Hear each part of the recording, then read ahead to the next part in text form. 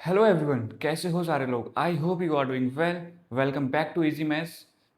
हम लोग last lecture में हमारी एक्सरसाइज नंबर 5.3 के 14 क्वेश्चंस कर चुके थे और इस लेक्चर में हम लोग क्वेश्चन नंबर 15 से स्टार्ट करेंगे।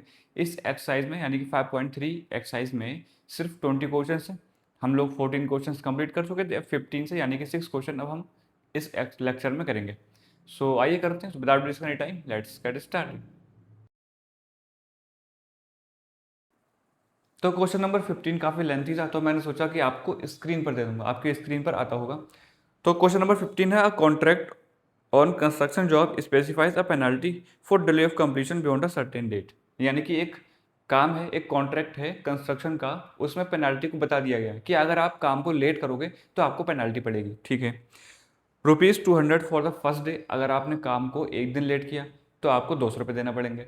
₹250 फॉर द सेकेंड डे, अगर आपने दूसरे दिन भी काम लेट किया तो आपको पहले दिन तो 200 रुपये देना पड़ेंगे, दूसरे दिन 250 रुपये देना पड़ेंगे। अगर आपने 3 दिन काम लेट किया तो आपको पहले दिन 200 रुपये, दूसरे दिन 250 रुपये और तीसरे दिन 300 रुपये देना पड़ेंगे। आगे क्या बोलता है कि the penalty for each succeeding day being ₹50 more than for the preceding day. यानी कि यानी कि अगर आपने एक काम लेट करते गए तो आगे आने वाला दिन 50 रुपये की ज़्यादा पेनाल्टी लेकर आएगा। यानी कि आप पहला दिन अगर आपने एक दिन काम लेट किया तो ₹200 है, अगर आप दूसरे दिन काम लेट करोगे तो 50 रुपये और ज़्यादा लगेंगे, यानी कि 250 रुपये लगेंगे। अगर आप 3 दिन काम लेट करोगे तो 250 प्लस 50 कर दो 300, यानी कि तीसरे दिन आपको 300 रुपये की पेनल्टी देना पड़ेगी। फिर 50 रुपये ऐड करते जाओ, फिर चौथे दिन ₹350 की पेनल्टी देना पड़ेगी। ऐसे करते करते यानी कि ये कह रहा है कि अगला दिन 50 रुपये महंगा होगा। ठीक है। How much money the contractor has to pay as penalty, contractor ने पेनाल्टी के रूप में कितनी मनी पे कर दी if he has delayed the work by 30 days. यानी कि अगर काम 30 दिन लेट होता है, पूरा एक महीना अगर 30 दिन लेट होता है तो कॉन्ट्रैक्टर को कितना पेनाल्टी देना पड़ेगी। तो आइए कैलकुलेट कर लेते हैं। तो देखो, मैंने माना कि कॉन्ट्रैक्टर ने 30 दिन काम लेट किया, ठीक है। तो पहले दिन की पेनाल्टी कितनी होगी, फर्स्ट डे पेनाल्टी कितनी होगी, 200 रुपये, यानी कि उसने पहले दिन 200 रुपये दिए होंगे। सेकंड डे पेनाल्टी उसने दूसरे दिन 250 रुपये दिए होंगे। थर्ड डे पेनाल्टी उसने तीसरे दिन 300 रुपये दिए होंगे। और ऐसे ही करते करते करते करते करते 30वें दिन भी उसने कुछ ना कुछ रुपए दिए होंगे। तो हमको टोटल बताना है कि उसने पहले दिन 200 दिए, दूसरे दिन 250 दिए, तीसरे दिन 300 दिए। तो ऐसे टोटल बताओ कि 30 दिन अगर काम लेट हुआ है तो टोटल कितनी पेनाल्टी गई। ठीक है। तो हमने क्या देखा कि the penalties are in AP. ये जो पेनाल्टी है ना, ये एक एपी बना रही है। कैसे, 200, 250, 300, फिर 350 और ऐसे ही करते करते करते करते करते कहाँ तक, 30 टर्म्स तक। अरे भाई 30 दिन की जो पेनाल्टी है ना, 30 दिन तो काम लेट हुआ है, तो ये पहले दिन की पेनाल्टी, ये दूसरे दिन की, ये तीसरे दिन की, ये चौथे दिन की, और ऐसे करते करते टोटल 30 दिन की पेनाल्टी। ठीक है। हमको बताना है कि सारा सारे के सारे पेनाल्टी जो है उनका सम क्या होगा। तो बस हमको पता है कि ये पहला टर्म है, ये दूसरा टर्म है, ये तीसरा टर्म है, ये चौथा टर्म है, और टोटल कितने टर्म्स है, 30 टर्म्स है, क्योंकि 30 डेज की पेनाल्टी हमको बतानी है। ठीक है। तो यानी कि हमको निकालना है एस थर्टी के formula 30/2, 2a plus 30 - 1 × D। Okay. यहाँ पर ए क्या है, ये एक AP है ना, तो यहाँ पर ए क्या है, 200, तो रख दो फिर 15, 2 × 200 प्लस 30 - 1 29 मल्टीप्लाई D कितना है, 250 - 200 50 है। ओके, ₹50 है। ओके, तो ये होगा 15 अंदर मल्टीप्लाई 400 प्लस इसकी मल्टीप्लाई आएगी 145, 145, हाँ ठीक है, जीरो भी होगा यार, 1450। ओके, तो ये हो गया 15 मल्टीप्लाई 1850। अब इसकी मल्टीप्लाई कर लेना और आंसर आ जाएगा। तो टोटल पेनाल्टी 30 डेज की टोटल पेनाल्टी इतनी आ जाएगी। ठीक है। तो क्वेश्चन नंबर 15 हमारा होता है कंप्लीट। और अब हम देखेंगे क्वेश्चन नंबर 16। तो क्वेश्चन नंबर 16 है, a sum of ₹700 is to be used to give 7 cash prizes to students of a school for their overall academic performance. यानी कि एक स्कूल के एक क्लास के बच्चों ने, कोई ना कोई फर्स्ट आया होगा, कोई ना कोई सेकंड आया होगा।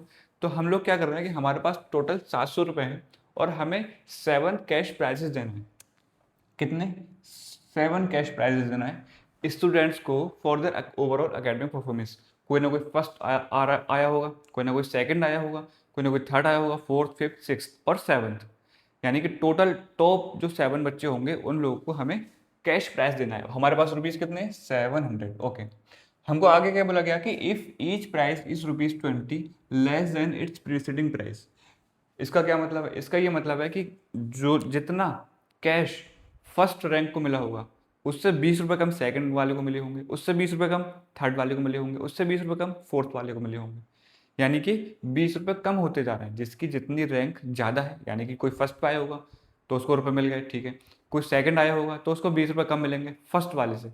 अब जो थर्ड वाला है उसको 20 रुपये कम मिलेंगे सेकंड वाले से। जो फोर्थ वाला है उसको रुपये कम 20 रुपये कम मिलेंगे थर्ड वाले से, ठीक है। तो ऐसे ओके, तो 20 रुपये कम होते जा रहे हैं।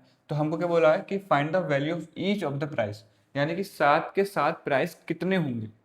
पहले वाले को कुछ ना कुछ कितना मिला होगा, कुछ ना कुछ मिला होगा, तो कितना मिला होगा। सेकंड वाले को कितना मिला है, थर्ड वाले को कितना मिला है, फोर्थ वाले को कितना मिला है। तो हमको सारे के सारे बताना है कि हमने कैसे डिस्ट्रीब्यूट किया है, ठीक है। तो मैं क्या मानूंगा, मैं मानूंगा कि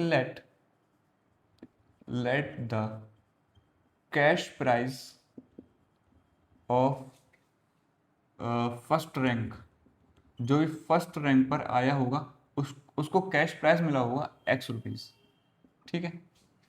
यानी कि जिसने टॉप किया होगा, जो नंबर 1 पे होगा, उसको मैंने ₹X दिए हैं, ठीक है। फिर मैं क्या मानूंगा, let the cash price of second rank, जो सेकंड रैंक आई होगी किसी की, तो उसको कितना मिला होगा, उसको मिला होगा ₹X-20, है ना। X-20, 20 रुपये कम कर देना है, ठीक है। फिर मैं क्या कहूँगा, अच्छा लेट नहीं, यहाँ पर देन आएगा, तो then the cash price of third rank, किसी की थर्ड रैंक आई होगी तो उसको कितने रुपए मिलेंगे, उसको मिलेंगे इसमें से 20 कम, X-20 तो हो जाएगा X-40, ठीक है। फिर ऐसे ही फोर्थ वाले की रैंक आई होगी तो उसको कितने मिलेंगे, X-40 -20 मतलब X-60।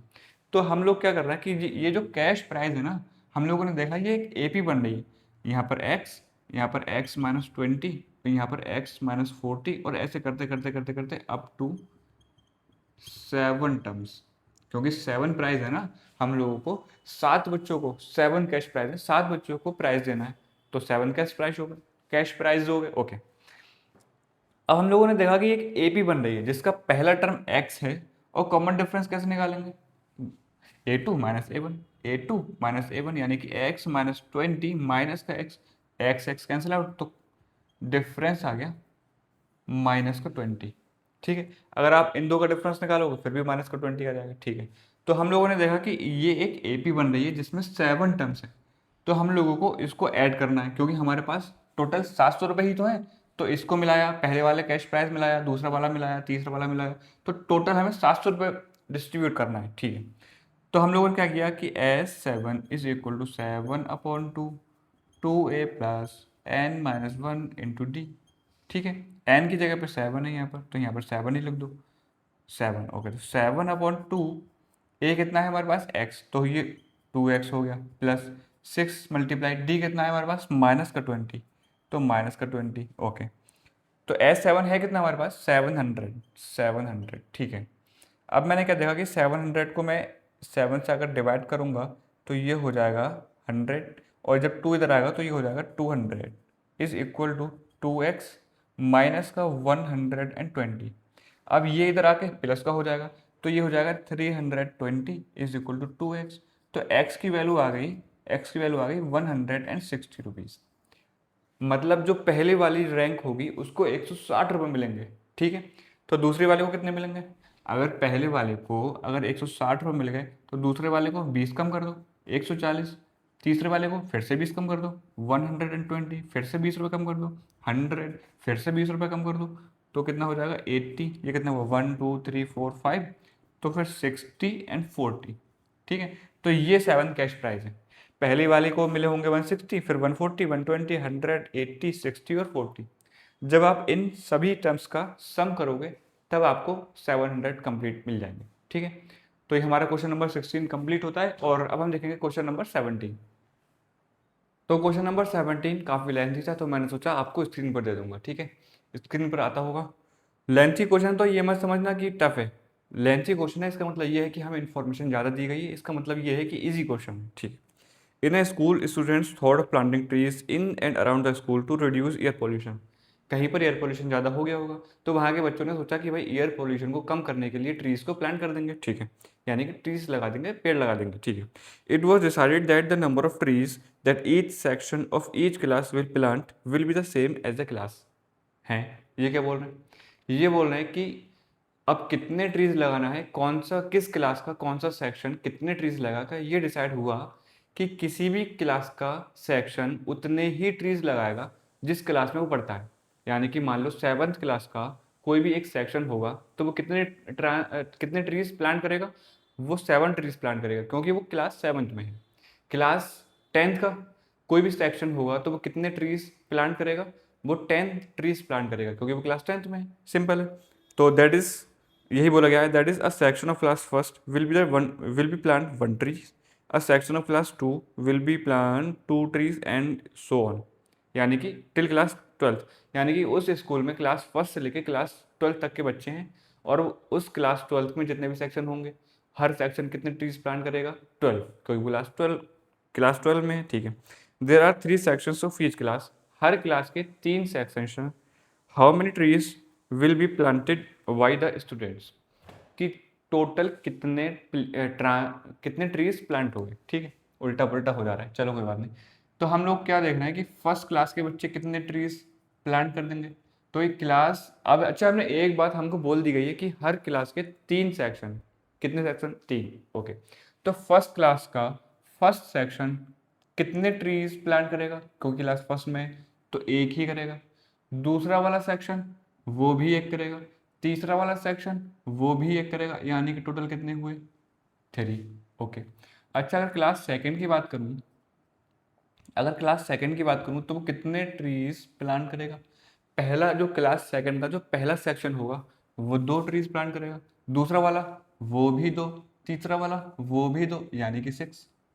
ठीक है, अच्छा क्लास थर्ड की बात करूँ, क्लास थर्ड ऐसी देखो, तो क्लास थर्ड का पहला सेक्शन कितने ट्रीज प्लांट करेगा? 3।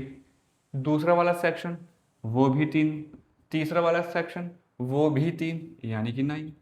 ठीक है, और ऐसे ही करते जाएंगे, हमें आंसर्स मिलते रहेंगे। तो हमें बस क्या करना है, सम करना है। तो हम लोगों ने क्या देखा कि ये 3 है, ये 6 है, ये 9 है, तो हम लोग यहाँ इसको ऐसे लिख लेंगे 3 6 9, और ऐसे करते करते करते करते अप टू क्लास 12th। अब क्लास 12th के बच्चों ने, क्लास 12 में 3 सेक्शंस हैं, तो अगर मैं क्लास 12th की बात करूँ, तो कितने ट्रीज प्लांट किए होंगे? पहले वाले सेक्शन ने 12, दूसरे वाले सेक्शन ने उसने भी 12, थर्ड वाले सेक्शन ने उसने भी 12, तो टोटल कितने हो गए? 36। यानी कि ये जो बन रही है हमारी एपी बन रही है, तो इसका लास्ट टर्म होगा 36 और पहला वाला टर्म होगा 3। अब इतने इसमें टोटल टर्म्स कितने होंगे? क्योंकि क्लास फर्स्ट से लेकर क्लास 12 तक हम लोग देख रहे हैं, तो ये क्लास फर्स्ट का, ये सेकंड का, ये थर्ड का, फोर्थ फिफ्थ सिक्स, ये वाला 12 का। यानी कि ये जो है वो A12 है, A12 है, ये A1 है, ये A2 है, ये A3 है, तो ये क्लास 12 की बात हो रही ना, तो A12 होगा। ठीक है, तो इस AP में टोटल 12 टर्म्स होंगे, तो इसमें A कितना है? A है 3, डिफरेंस कितना है? 6 - 3, ये भी 3, और टोटल नंबर ऑफ टर्म्स कितने हैं? ये 12 है। तो हमसे बोला गया है कि टोटल ट्रीज बता दो कितने प्लांट हुए। ठीक है, तो ऐसा कर दो, यानी कि S12 कर दो, तो 12/2 A+L। सर ये वाला फॉर्मूला क्यों? क्योंकि हमको A पता है और L यानी कि A12 ये भी पता है। ठीक है, तो 12/2 = 6, A कितना है? 3 + 36, यानी कि 6 × 39, यानी कि 9 6 × 54, 5 कैरी, 6 3 × 18 एंड 5 2 3 4। तो S12 ये total number of trees planted by the students is 234। देखो कितना इजी था, पहले हमने फर्स्ट क्लास का निकाला तो 3 ट्रीज, सेकंड क्लास का निकाला 6 ट्रीज, थर्ड क्लास का निकाला 9 ट्रीज, और ऐसे ही करते करते 12th का निकाला तो 36 ट्रीज। आपस में मैंने पहले एपी लिखी, फिर मैंने उसका देखा कि फर्स्ट टर्म कौन सा है, डिफरेंस कितना है, नंबर ऑफ टर्म्स कितने हैं, बस एक फॉर्मूला लगाया, आंसर इसके। तो कितने इजी था ना क्वेश्चन। तो अगर कभी लेंथी क्वेश्चन आता है, इसका मतलब ये है कि हमें इन्फॉर्मेशन ज़्यादा है, तो हम क्वेश्चंस को ईजिली कर पाते हैं। ठीक है, तो ये वाला क्वेश्चन हमारा होता है कंप्लीट। अब हम देखेंगे इसका नेक्स्ट क्वेश्चन। तो क्वेश्चन नंबर 18 भी काफ़ी लेंथी है, तो मैंने आपको स्क्रीन पर दे दिया है, ठीक है। A spiral is made up of successive semicircles which centers alternately at A and B starting with center A of radius 0.5 centimeter, 1 centimeter, 1.5 centimeter, 2 centimeter as shown in figure. What is the total length of such a spiral made of 13 consecutive circles? क्या बोल रहे हैं? ये बोलना है कि भाई एक स्पाइरल बनाना है हमें। हमने क्या माना कि पहले ए पॉइंट ले लिया और उस ए पॉइंट को सेंटर मान के एक सेमी सर्कल ड्रॉ किया जिसकी रेडियस है 0.5 सेंटीमीटर। 0.5 सेंटीमीटर, ठीक है। एक सेमी सर्कल लिया, सबसे पहले एक पॉइंट लिया ए, उस पॉइंट को सेंटर मान के एक सेमी सर्कल ड्रॉ किया 0.5 सेंटीमीटर का, ठीक है। फिर हमने क्या किया कि जो स्टार्टिंग पॉइंट था ना उसको बी पॉइंट माना और उस पॉइंट को सेंटर मान के एक और सेमी सर्कल ड्रॉ किया और इसकी रेडियस रखी 1 सेंटीमीटर। 1 सेंटीमीटर, ठीक है। तो पहला सर्कल ये सेमी सर्कल, फिर दूसरा वाला ये। फिर हमने क्या किया, अब पहले हमने ए को सेंटर माना, फिर बी को माना, अब फिर से ए को सेंटर मानेंगे और इस एक और हम लोग सेमी सर्कल ड्रॉ करेंगे जिसकी रेडियस होनी चाहिए 1.5 सेंटीमीटर, ठीक है। अब फिर से सेंटर बी मानो और एक और सेमी सर्कल ड्रॉ कर दो जिसकी रेडियस होनी चाहिए 2 सेंटीमीटर। फिर से एक और सेमी सर्कल मानो और सेंटर ए मानो और एक सेमी सर्कल और ड्रॉ करो और करते जाओ करते जाओ करते जाओ और ऐसे 13 सेमी सर्कल्स ड्रॉ कर दो। और जो स्पाइरल बनेगा ना यूं यूं यूं यूं यूं यूं ये, इसकी लेंथ बता दो। अब हम लोगों ने क्या देखा कि जो स्पाइरल है ना वो बन कैसे रहा है। वो एक हमने सेमी सर्कल ड्रॉ किया, फिर दूसरा किया, फिर तीसरा किया, फिर चौथा किया, फिर पांचवा किया, करते करते 13 कर लिए। तो क्या होगा कि टोटल लेंथ ऑफ स्पाइरल कितनी आ जाएगी, जो 13 सेमी सर्कल्स ड्रॉ किए होंगे ना हमने। अच्छा, लेंथ ऑफ 13 सेमी सर्कल्स, ठीक है। हमने ऐसे लिख लिया कि टोटल लेंथ ऑफ स्पाइरल कितनी आएगी, जो 13 सेमी सर्कल्स एक एक करके जो हमने ड्रॉ किए हैं उनका सम अगर हम कर दें तो कितनी आ जाएगी, टोटल लेंथ ऑफ स्पाइरल आ जाएगी, ठीक है। अब मुझको नहीं पता है कि इसकी लेंथ क्या होगी, इसकी लेंथ क्या होगी। तो मैंने मान लिया कि भाई पहले वाले सेमी सर्कल की लेंथ L1, फिर उसके बाद दूसरे वाले सेमी सर्कल की लेंथ L2, तीसरे वाले सेमी सर्कल की लेंथ L3 और करते करते करते करते करते L13। सर L13 क्यों?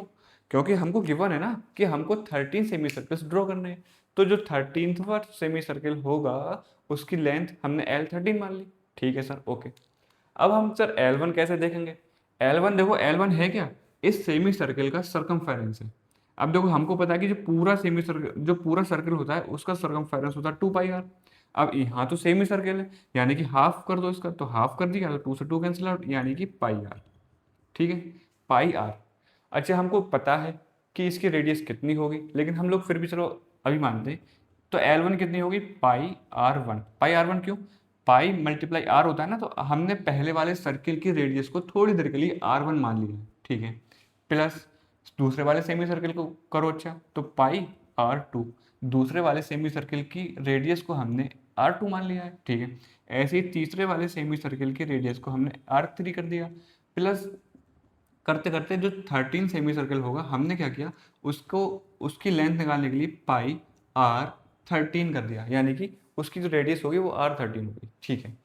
अब हम लोग क्या देख रहे हैं कि हमें R1 तो पता है, ठीक है। तो यहाँ पे पाई R1 कितनी है 0.5। अच्छा चलो पहले पाई कॉमन ले लो, ठीक है, पाई कॉमन ले लेते हैं। इसमें भी पाई है, इसमें भी पाई है, सारे टर्म्स में पाई है, तो पाई कॉमन ले लो।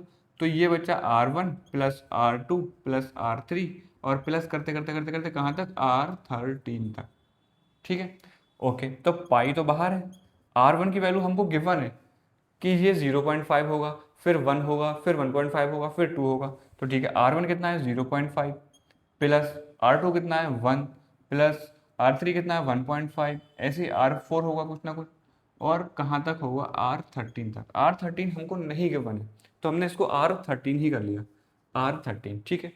अब हम लोगों ने क्या देखा कि 0.5 1 1.5 ऐसे करते करते ये तो एक एपी बन रही है ना, ये एक एपी बन रही है। देखो पहला पहला टर्म है 0.5 और कॉमन डिफरेंस देखो 1 माइनस 0.5 0.5 1.5 माइनस 1 ये भी 0.5, तो कॉमन डिफरेंस आ रहा है यहाँ पर ए की वैल्यू 0.5, कॉमन डिफरेंस 0.5 और नंबर ऑफ टर्म्स कितने हैं 13। 13 कैसे, ये पहला, ये दूसरा, ये तीसरा, ऐसे करते करते करते करते ये 13 ये पहले सर्कल की रेडियस, पहले सेमी सर्किल की रेडियस, ये दूसरे सेमी सर्किल की रेडियस, ये तीसरे सेमी सर्किल की रेडियस, और करते करते ये 13 सेमी सर्किल की रेडियस। ठीक है, तो यानी कि टोटल टर्म्स इसमें कितने हैं, 13 है। अब ये एक एपी है, तो मैं इसको भाई सम तो निकाल सकता हूँ ना इसका, तो मुझे इस ये जो ब्रैकेट के अंदर है ना, इसका सम निकालना है। तो एस 13 इज इक्वल टू 13/2, और फॉर्मूला क्या होता है, 2a plus n minus one, यहाँ पर 13 माइनस वन यानी कि 12 मल्टीप्लाई डी। ठीक है, तो 13/2 और 2 मल्टीप्लाई 0.5 प्लस 12 मल्टीप्लाई 0.5, तो ये क्या हो गया, ये हो गया 13/2 मल्टीप्लाई यहाँ पर 1 प्लस 6, यानी कि 13 मल्टीप्लाई 7/2, यानी कि 91/2। नहीं नहीं, इसको ऐसे लो, ठीक है, 13 मल्टीप्लाई 7/2, इस जो ब्रैकेट की वैल्यू हमारे पास आ गई वो 13 मल्टीप्लाई 7/2। ठीक है, तो इस ब्रैकेट की मल्टीप्लाई पाई से कर दो। ठीक है, तो आइए करते हैं, तो इसकी वैल्यू की मल्टीप्लाई पाई से कर दो तो हमारे पास टोटल लेंथ आ जाएगी। तो आइए करते हैं, तो पाई मल्टीप्लाई 13 मल्टीप्लाई 7/2। अब पाई की वैल्यू होती है 22/7 मल्टीप्लाई 13 मल्टीप्लाई 7/2। अब देखो 7 1 जा 7 एंड 2 11 जा 22। ठीक है, तो 11 मल्टीप्लाई 13 ये हुआ 341। तो जो टोटल लेंथ होगी स्पायरल की, तो 13 सेमी सर्कल्स से मिलकर बना होगा, वो उसकी कितनी लेंथ होगी, 143 सेंटीमीटर। ठीक है, तो ये वाला क्वेश्चन हमारा होता है कंप्लीट। अब देखो इसमें कोई डायग्राम की कुछ खास ज़रूरत नहीं थी, हमको पता है कि भाई जो भी लेंथ होगी वो लेंथ ऑफ 13 सेमी सर्कल्स के बराबर होगी, फिर हम L1 L2 L3 कर देंगे, फिर यहाँ पर ऐसे कर देंगे, तो उसकी कोई खास ज़रूरत नहीं थी, बट है तो ठीक है, कोई बात नहीं। तो ठीक है, हमारा ये वाला क्वेश्चन नंबर कंप्लीट होता है, और हाँ अब हम देखेंगे हमारा नेक्स्ट क्वेश्चन। तो आइए क्वेश्चन नंबर 20 करते हैं। क्वेश्चन नंबर 20 काफ़ी लेंथी था, तो मैंने सोचा आप, और उसमें डायग्राम भी है, तो मैंने सोचा आपको स्क्रीन पर आता होगा। ठीक है, आपकी स्क्रीन पर आता होगा। तो क्वेश्चन नंबर 19 देख रहे हैं, 19 होगा 200 logs are stacked in the following manners. 200 logs होंगे, लॉक्स मतलब लकड़ी के लट्ठे, 200 लकड़ी के लट्ठे हैं और उनको हमने एक मैनर में अरेंज किया हुआ है। 20 logs in the bottom row, 19 in the next row, 18 in the next row, and so on. यानी कि हम लोगों ने जो लकड़ी के लट्ठे थे ना, उसको हमने स्टैक करके रखा है ऐसे करके। तो सबसे नीचे वाली जो रो होगी उसमें टोटल 20 लॉक्स होंगे, इसके ऊपर हम लोग फिर रखा, तो इसमें हम लोगों ने कितने रखे, 19 रखे, फिर इसके ऊपर रखा, तो इसके ऊपर रखा, फिर हमने क्या देखा कि 18 रखे। ठीक है, तो ऐसे हम लोग करते गए करते गए करते गए, तो हमारे पास टोटल कितने 200 लॉक्स हैं। ओके, तो हमसे क्या बोला गया कि in how many rows are the 200 logs placed, कितने ऐसे हम लोगों ने चट्टे लगाए। ये पहली रो हो गई, ये पहली रो है, फिर इसके ऊपर दूसरी हो गई, फिर इसके ऊपर तीसरी हो गई।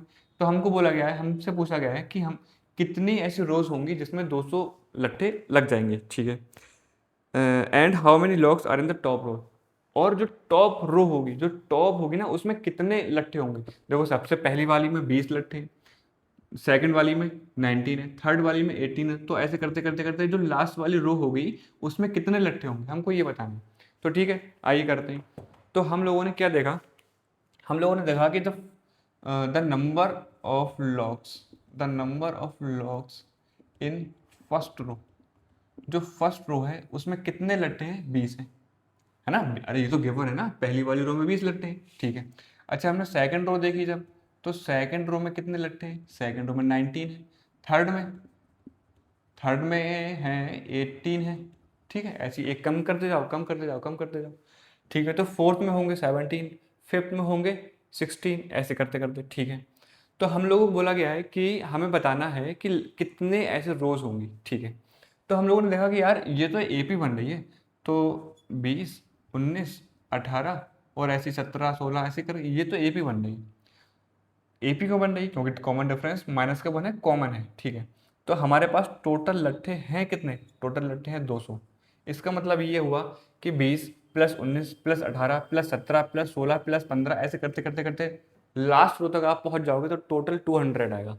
यानी कि इन सभी टर्म्स का सम 200 आने वाला है। ठीक है, तो एन का फॉर्मूला लगा दो, n/2 2a plus n minus one into d is equal to 200। ठीक है, ये वाला 2 इधर जाएगा तब 400 हो जाएगा। ठीक है, तो n हमें पता लगाना है, 2 मल्टीप्लाई a मतलब 40, 40 प्लस n माइनस वन, और d कितना है माइनस का 1 इज इक्वल टू 400। 400 क्यों? क्योंकि ये वाला 2 मल्टीप्लाई में आ गया है, ठीक है। अच्छा n 40 माइनस का n प्लस का 1 इज इक्वल टू 400, ठीक है। अब इसकी मल्टीप्लाई अंदर कर दो, तो ये हो जाएगा, देखो 40 प्लस 1 तो 41 हो जाएगा ना, तो ये हो जाएगा 41 माइनस का n इज इक्वल टू 400, ठीक है। अब इधर करता हूँ मैं, तो n की मल्टीप्लाई 41 से, तो 41n, n की मल्टीप्लाई माइनस n के साथ, तो माइनस का n square is equal to 400। तो इन दोनों को वहाँ ले जाओ, तो इधर बचा 0 n स्क्वायर माइनस का 41n प्लस का 400, ठीक है। ये वाला 0 उठा के मैं इधर कर दूंगा, ठीक है। तो n स्क्वायर माइनस का 41n प्लस का 400 इज इक्वल टू 0। अब हमको पता लगाना है कि n की क्या वैल्यूज होंगी। अब n की 2 वैल्यूज आएंगी, क्योंकि ये क्वाड्रेटिक इक्वेशन है, ठीक है। तो हमको ऐसा नंबर चाहिए जिसका प्रोडक्ट 400 होना चाहिए, और जिसका सम माइनस का 16 होना चाहिए, ठीक है। जिसका सम होना चाहिए माइनस का 41।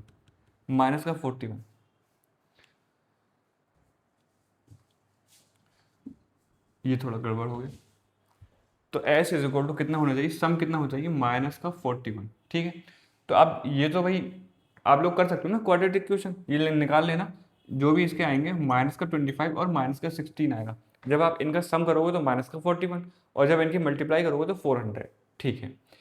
तो अब क्या करना है, अब बस n square -25n -16n minus plus का 400 इज इक्वल टू 0, ठीक है। तो n कॉमन ले लो, तो n -25 माइनस का 16 कॉमन लोगे तो n -25 is equal to 0।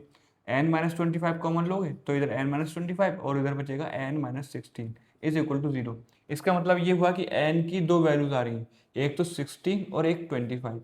But क्या ये पॉसिबल है? सोचो सोचो, आपके पास 200 लट्ठे हैं, ठीक है। आपने क्या किया, आपने पहली रो में 20 रख दिए, सेकंड रो में 19 रख दिए, थर्ड रो में 18 रख दिए। ऐसे करते करते करते करते आपने जो 16th रो थी उसमें आपने कुछ लट्ठे रख दिए। अब वो 200 पूरे हो गए, अब आप ऊपर नहीं रख सकते हो, आपके पास है ही नहीं, ठीक है। तो क्या आप 16 के बाद 17 रो बना सकते हो? क्या 18 रो बना सकते हो? क्या 19 रो बना सकते हो? क्या 25 रो बना सकते हो? नहीं बना सकते हो, ठीक है। क्यों नहीं बना सकते हो? क्योंकि 200 लट्ठे थे, 200 लट्ठे आपके 16 रो में पूरे हो गए। तो यानी कि आंसर हमारा 16 आने वाला है। अच्छा, मैं आपको बता दूंगा कि 25 आंसर क्यों नहीं आएगा, लेकिन पहले क्वेश्चन करते हैं, ठीक है। तो n इज इक्वल टू 16 हमारा आंसर है, क्योंकि 16 रो में हमारे पूरे लट्ठे 200 के 200 लट्ठे पूरे आ गए, ठीक है। तो हमसे ये पूछा गया था कि हमें बताना है कितनी रोज में 200 लॉक्स कंप्लीट हो जाएंगे। तो n इज इक्वल टू 16 मतलब 16th रो में 200 लॉक्स पूरे हो जाएंगे, ठीक है। ओके, अब हमें एक चीज़ और भी बतानी है कि 16th रो में कितने लट्ठे होंगे। भाई हमने पहले 20 रखे, फिर पहले 20 रखे, फिर 19, फिर 18, 17, 16, तो 16th रो में कितने लट्ठे होंगे। तो ठीक है, ये वाली ये भी चल रही हमारी 20, 19, 18, यानी कि पहली रो में 20, दूसरी रो में 19, तीसरी रो में 18, फिर चौथी रो में 17। तो मतलब हमको क्या निकालना है, A16 निकालना है, A16 निकालना है हमको, ठीक है। तो A16 निकाल लो, A16 इज इक्वल टू होता है A+15D। अब A कितना है हमारे पास, A है 20 प्लस 15 मल्टीप्लाई माइनस का 1, तो ये हुआ 20 माइनस का 15 यानी कि 5। यानी कि A16 में कितने लॉग्स होंगे, 5 लॉग्स होंगे। मतलब आपने 20 रखे, 19 रखे, 18 रखे, करते करते करते करते लास्ट वाली रो जो 16 होगी उसमें 5 लॉग्स रखे होंगे, ठीक है। ओके, तो ये क्वेश्चन हमारा होता है कंप्लीट। हमसे दो ही बातें पूछी गई थी कि n इक्वल 16 और इस 16th रो में कितने लॉग्स होंगे, तो 5 लॉग्स होंगे, ठीक है। अब हम लोग बात करते हैं कि 25 आंसर क्यों नहीं है और आया ही क्यों है। देखो, हम लोग जब ये क्वाड्रेटिक इक्वेशन सॉल्व कर रहे थे ना, तब हमको ये क्वाड्रेटिक इक्वेशन को ये नहीं पता है कि हमारे पास लट्ठे हैं। उसको ये पता है कि हम लोग तो कुछ भी वैल्यू रख सकते हैं, माइनस की वैल्यू चलेगी, लेकिन माइनस के लट्ठे तो नहीं हो सकते ना। चलो अच्छा, एन की जगह पर कहाँ पर रखें, एन इज इक्वल टू यहाँ कहीं पर रख कर देखते हैं। एन इज इक्वल टू 25 का क्या मतलब है, एन इज इक्वल टू 25 का मतलब है कि 25 रो आप लगाओगे तब ये जो मतलब क्वाड्रेटिक इक्वेशन जो आंसर दे रहे हैं 25, इसका ये मतलब है कि अगर आप 25 रो तक लगाओगे तब भी आपका 200 पूरा हो जाएगा। लेकिन ऐसा नहीं हुआ, क्यों? क्योंकि अगर आप A25 कैलकुलेट करोगे तो ये आएगा A+24 इंटू डी। तो ए कितना था हमारे पास 20 प्लस 24 मल्टीप्लाई माइनस का 1, यानी कि आ जाएगा माइनस का 4। यानी कि आपको 25 रो में, जो आपका 25वीं रो होगी, उसमें आपको माइनस का 4 लट्ठे रखना पड़ेंगे। How can it is possible? आप कैसे रख सकते हो, है ना, माइनस के लट्ठे कैसे रख सकते हो? ठीक है, तो अच्छा ये आंसर इसलिए आया क्योंकि इस क्वाड्रेटिक इक्वेशन को ये नहीं पता है कि हम लोग लट्ठे रख रहे हैं, इसको ये पता है कि वैल्यूज रख रहे हैं, तो इसलिए उसने 25 आंसर दे दिया। जब आप एन की जगह पर A25 is equal to minus का 4, एन की जगह पर 25 रखोगे तो A25 की वैल्यू आ जाएगी। उसको ये थोड़ी ना पता कि हम लोग कुछ काम कर रहे हैं, उसको तो ये पता है भाई क्वेश्चन कर रहे हैं, वैल्यूज देनी है। तो इसलिए इस वाली क्वाड्रेटिक इक्वेशन है 25 भी आंसर दिया, लेकिन वो हमारे काम का नहीं है। ठीक है, तो इस क्वेश्चन के हिसाब से हमने 16th रो में 5 लट्ठे रख दिए। ठीक है, तो ये वाला क्वेश्चन हमारा कंप्लीट होता है। काफ़ी लेंथी था शायद बोलने के लिए, लेकिन करने के लिए नहीं, वो तो ईजी है। ठीक है, तो नेक्स्ट क्वेश्चन देखते हैं, हमारा लास्ट क्वेश्चन है क्वेश्चन नंबर 20। तो आइए करते हैं क्वेश्चन नंबर 20। ये हमारी एक्सरसाइज का लास्ट क्वेश्चन है। तो इसमें बोला गया है, in a potato race a bucket is placed at the starting point. एक बाल्टी है जो कि स्टार्टिंग पॉइंट पर रखी हुई है। ठीक है, okay, which is 5 metre from the first potato. एक पोटैटो रेस है, कोई खेल होगा। ठीक है, इसमें पोटैटो रखे हुए से एक यहाँ पर, यहाँ पर, यहाँ पर, यहाँ पर, यहाँ पर, यहाँ पर। तो जो पहला पोटैटो है यानी कि ये वाला, तो बाल्टी से 5 मीटर की दूरी पर रखा हुआ है। ठीक है, आगे क्या बोला गया है, are placed and other potatoes are placed 3 metre apart in a straight line. और जो बाकी की पोटैटोज हैं वो 3-3 मीटर की दूरी पर रखे हुए हैं। इसकी 3 मीटर की दूरी, यानी कि इन दोनों के बीच के 3, फिर 3, फिर 3, फिर 3, ऐसे करते करते ये रखे हुए हैं। ठीक है, तो हमको बोला है there are 10 potatoes in the line. और टोटल पोटैटोज कितने हैं? 10 पोटैटोज हैं। ठीक है, यानी कि 10 आलू हैं। ठीक है, अ competitor start from the bucket. एक कोई भी कॉम्पिटिटर होगा, वो यहाँ से प्लेयर होगा, वो यहाँ से स्टार्ट करेगा और क्या करेगा, पहले वाले आलू के पास जाएगा, आलू उठा के यहाँ बाल्टी में डाल देगा, फिर दूसरे वाले आलू के पास जाएगा, फिर उठा के बाल्टी में डाल देगा, यही बोला है। तो आगे बोला गया, picks up the nearest potato, runs back with it, drops in the bucket, runs back to pick up the next potato. यही बोला कि पहला आलू उठाया, बाल्टी में डाल दिया, फिर दूसरा आलू उठाया, फिर बाल्टी में डाल दिया, फिर तीसरा आलू उठाया और फिर बाल्टी में डाल दिया। ये वाली रेस है, ये खेल है। ठीक है, तो क्या बोला गया है, and she continues in the same way until the all potatoes are in the same bucket. यानी कि वो ऐसा करते रहना जब जब तक 10 के 10 आलू इस बाल्टी में नहीं आ जाते हैं। ठीक है, तो आगे बोला गया है कि what is the total distance the competitor has to run. तो हमको टोटल डिस्टेंस बतानी है कि कोई भी अगर भाई प्लेयर होगा, जो भी इस खेल को खेलेगा, तो बाल्टी से स्टार्ट करेगा, पहले वाले आलू के पास जाएगा, वापस आएगा, बाल्टी में डाल देगा, फिर बाल्टी से स्टार्ट करेगा, फिर दूसरे वाले आलू के पास जाएगा, वापस आएगा, बाल्टी में डाल देगा, फिर स्टार्ट करेगा, तीसरे वाले आलू के पास जाएगा और लाके बाल्टी में डाल देगा। ऐसा नहीं 10 के 10 उठा रहा हो एक ही बार में और बाल्टी में डाल दो, नहीं, एक एक करके जाना है, एक एक करके लेके आना है। ठीक है, ओके, तो हमको बोला है कि कितना डिस्टेंस कवर करना पड़ेगा। इजी क्वेश्चन है, देखो क्या करना होगा कि डिस्टेंस फॉर फर्स्ट पोटैटो, अगर किसी भी प्लेयर को पहला वाला पोटैटो उठाकर बाल्टी में डालना पड़े तो वो कितना डिस्टेंस कवर करेगा। अब देखो मैं यहाँ पर था बाल्टी पर, बाल्टी से गया गया गया गया पहले वाले आलू के पास, यानी कि 5 मीटर चल लिया। मैंने पहला वाला आलू उठाया और वापस आया 5 5, फिर 5 मीटर चल दिया। ठीक है, तो टोटल कितना चला? 10 मीटर। एक बार बाल्टी से आलू तक और फिर आलू से बाल्टी तक, तो 5 5 10, यानी कि 10 मीटर। ठीक है, फिर डिस्टेंस फॉर सेकंड पोटैटो, दूसरे वाले आलू के लिए मैंने क्या किया, बाल्टी से स्टार्ट करना होता है, बाल्टी से गया गया गया गया 5 मीटर यहाँ तक और फिर 3 मीटर और चला, यानी कि 8 मीटर में मैं बाल्टी से दूसरे वाले आलू तक पहुंचा। अब मुझको वापस भी आना है, बाल्टी में डालना है ना, तो दूसरा वाला आलू उठाया और वापस 8 मीटर फिर से आया, फिर बाल्टी में डाल दिया। तो दूसरे वाले आलू के लिए मैंने कितनी डिस्टेंस कवर करी? 16 मीटर। और ऐसे ही अगर मैं थर्ड वाले आलू की बात करूं तो कितना डिस्टेंस कवर करना पड़ेगा? बाल्टी से चला, 5 मीटर चला, फिर 3 मीटर चला और फिर 3 मीटर चला, यानी कि 5 + 3 + 3 11, यानी कि तीसरे वाले आलू के लिए मैं 11 मीटर चला और फिर उस आलू को वापस लेके आया, तो यानी कि 22 मीटर चलाना, 22 मीटर थर्ड वाले आलू के लिए। और ऐसे करते करते कुछ ना कुछ मैं 10th वाले आलू के लिए भी कुछ ना कुछ चला हूँगा और फिर वापस आया हूँगा। तो मुझको बताना है कि टोटल कितना चला। तो मैंने देखा कि डिस्टेंस है, डिस्टेंसेस आर इन AP। मैंने देखा कि जो डिस्टेंसेस आ रही ना, 10 मीटर, 16 मीटर, 22 मीटर, ये AP में आ रही है।